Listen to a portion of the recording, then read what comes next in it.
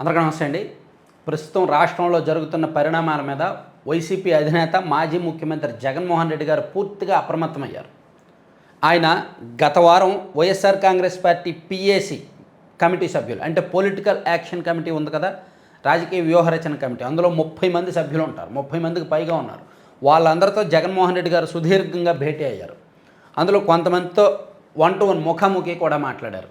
So ఈరోజు మరోసారి కీలకమైన వైసీపీలో అత్యున్నత స్థాయి నాయకులతో జగన్మోహన్ రెడ్డి గారు భేటీ అవ్వబోతున్నారు. ఈ భేటీలో కొన్ని కీలకమైన అంశాలు చర్చించబోతున్నారు. ఒకటి, ఈ మధ్య జగన్మోహన్ రెడ్డి గారు గవర్నర్ గారిని కలిశారు. అండ్ రాష్ట్రంలో జరుగుతున్న పరిణామాలు లిక్కర్ స్కామ్లో ఎనీ టైం జగన్మోహన్ రెడ్డి గారి అరెస్ట్ వరకు వెళ్తాయేమో అని సంకేతాలు వస్తున్నాయి. జగన్మోహన్ రెడ్డి గారికి నోటీసులు ఇస్తారా లేదా అరెస్ట్ వరకు వెళ్తారా అనేది ప్రస్తుతానికైతే సస్పెన్స్గానే ఉంది. ఎవరికి క్లారిటీ లేదు. ఇదంతా కూడా రాజకీయాలకు, హై లెవెల్ రాజకీయ అంశాలకు ముడిపడిన అంశం. రాజకీయాలు, శాంతి భద్రతలు కాంప్లికేటెడ్ ఇష్యూ కాబట్టి అంత ఈజీ కాదనమాట. ఢిల్లీ స్థాయి నుంచి పర్మిషన్స్ రావాలి, ఢిల్లీ స్థాయి నుంచి కదలిక ఫైల్ మూవ్ అవ్వాలి. సో దీని మీద వైసీపీ కూడా అప్రమత్తమైంది. ఒకవేళ జగన్మోహన్ రెడ్డి గారి వరకు కేసు వస్తే, ఆయనకు నోటీసులు ఇస్తే ఎలా రియాక్ట్ అవ్వాలి, ఆయన్ను అరెస్ట్ చేస్తే ఏ విధంగా రెస్పాండ్ అవ్వాలి, ఎవరు లీడ్ చేయాలి, ఏం చేయాలి, నెక్స్ట్ యాక్షన్ ప్లాన్ ఎట్లా, అసలు జగన్మోహన్ రెడ్డి గారిని అరెస్ట్ చేస్తారా లేదా, చేసే అవకాశాలు ఎలా ఉన్నాయి, దీని మీద లీగల్గా ఎంతవరకు ఫైట్ చేయొచ్చు, నిర్దోషిత్వాన్ని నిరూపించుకోవాలంటే కోర్టులో ఎంత మేరకు ఫైట్ చేయొచ్చు, దానికి ఉన్న అవకాశాలు ఏంటి అనేది చర్చిస్తున్నారు. నిజానికి జగన్మోహన్ రెడ్డి గారు గత కొన్ని రోజుల నుంచి కూడా ఈ అంశాల మీదే తరచూ న్యాయ నిపుణులతో కూడా భేటీ అవుతున్నారు.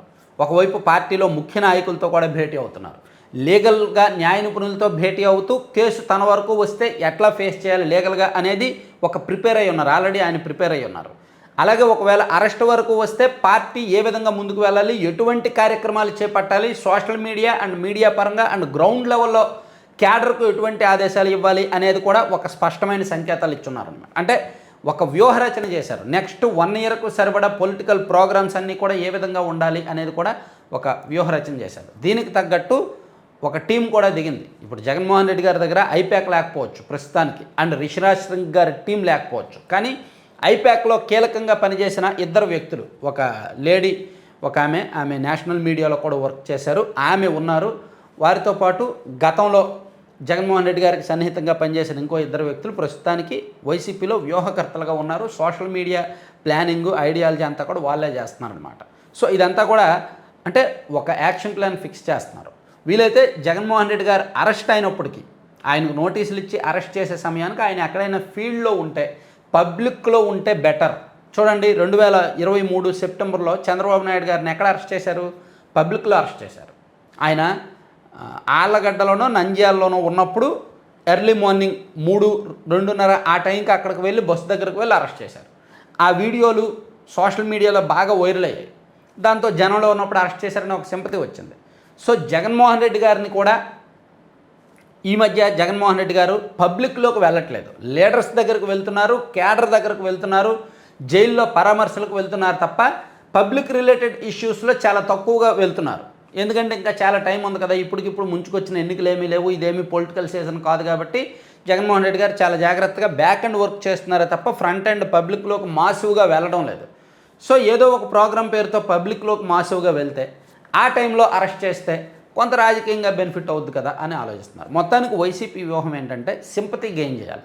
ఏ తప్పు లేకుండానే కక్ష సాధింపుతో అరెస్ట్ చేశారు అనేది విస్తృతంగా తీసుకువెళ్ళాలి. చంద్రబాబు గారిని గతంలో అరెస్ట్ చేశారు కాబట్టి ఇప్పుడు జగన్మోహన్ రెడ్డి గారిని అరెస్ట్ చేశారు, సో ఆయన తప్పేమీ లేదు అని, అంటే సాధారణంగా ప్రతి ఒక్కరు చెప్పేది అదే. అరెస్ట్ చేసినప్పుడు ఎవరైనా అదే చెప్తారు, ఏ తప్పు లేకుండానే అరెస్ట్ చేశారు, అక్రమ అరెస్టు, కక్ష సాధింపు అనే చెప్తారు. కాకపోతే వైసీపీ ప్రత్యేకత ఏంటంటే వాళ్ళు తీసుకువెళ్ళే వాదన ఉంటుంది చూసారా, అది ఇల్లాజికల్గానే ఉంటుంది. కానీ ఆ పార్టీ క్యాడర్ నమ్ముతారు. ఉదాహరణకు మిథున్ రెడ్డి గారి అరెస్ట్ని జగన్మోహన్ రెడ్డి గారు ఏం చెప్పారు లాజిక్?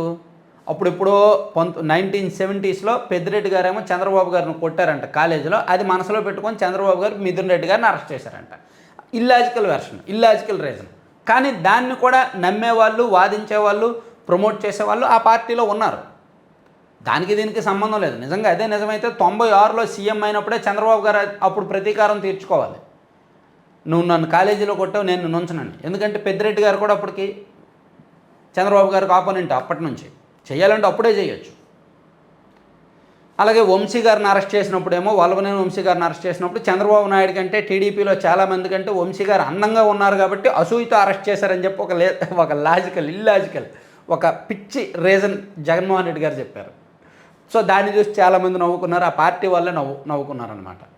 సో ఇట్లా ఇల్లాజికల్ వెర్షన్స్ ఏదో ఒకటి తీసుకువెళ్ళి అది నమ్మే వాళ్ళకి అది, కక్ష సాధింపు అక్రమ అరెస్టు నమ్మే వాళ్ళకి అది, వేరే కారణాలు అంటే కొన్ని కారణాలు సృష్టించి వాటిని జనంలోకి తీసుకువెళ్ళాలి. అవి ఏమి సృష్టించాలి, ఎలా తప్పించుకోవాలి, సింపతి ఎలా గెయిన్ చేయాలి, పొలిటికల్ మార్కెట్లోకి ఏ విధంగా వెళ్ళాలి, అరెస్టును రాజకీయంగా ఏ విధంగా వాడుకోవాలి, ఈ వ్యూహాలన్నీ చర్చించడానికి, పార్టీని లీడ్ చేయడం, ఈ వ్యూహాలన్నీ చర్చించడానికి ఈరోజు మీటింగ్ జరగబోతోందన్నమాట. అనేక అంశాలు చర్చించబోతున్నారు దీనిలో. ఈవెన్ అంటే కూటమి ప్రభుత్వ ఫెయిల్యూర్సు, అప్పులు, చేస్తున్న అప్పులు, పథకాల అమలు, ఇవి కూడా పనిగా డిస్కషన్లోకి వస్తాయన్నమాట. Thank you.